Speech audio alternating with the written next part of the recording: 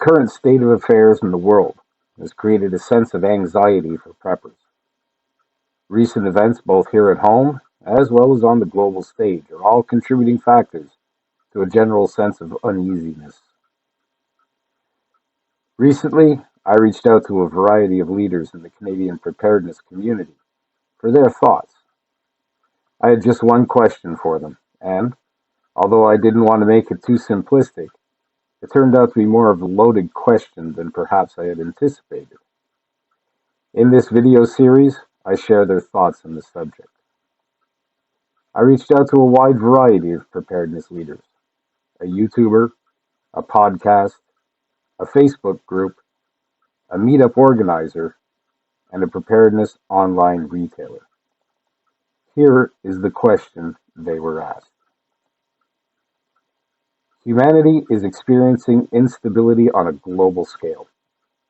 War in Europe with the threat of nuclear conflict, record-breaking inflation, a growing food crisis, and political discourse here at home are all contributing factors.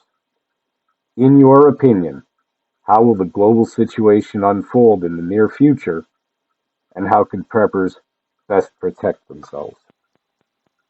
Today, we'll take a look at the response we received from Blort Eigenvector, admin for the Facebook group Canada Emergency Preppers.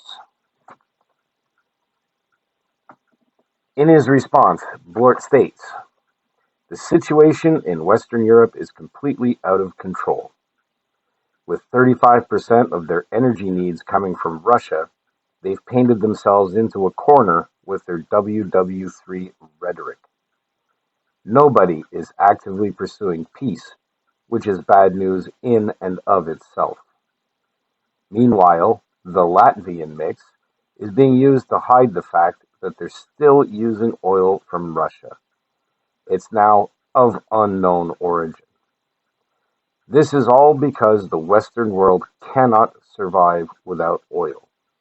Cannot. Full stop, right there.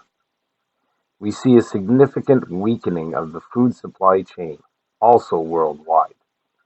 It's going to be more important than ever to have more than one source of nutrition, i.e., not just the grocery store. If you have the capacity, seriously, get some chickens, quail, perhaps some other small livestock. Download the book from the 1940s on how to get a tractor running on wood gas, and think about mode of transportation and what you need for that.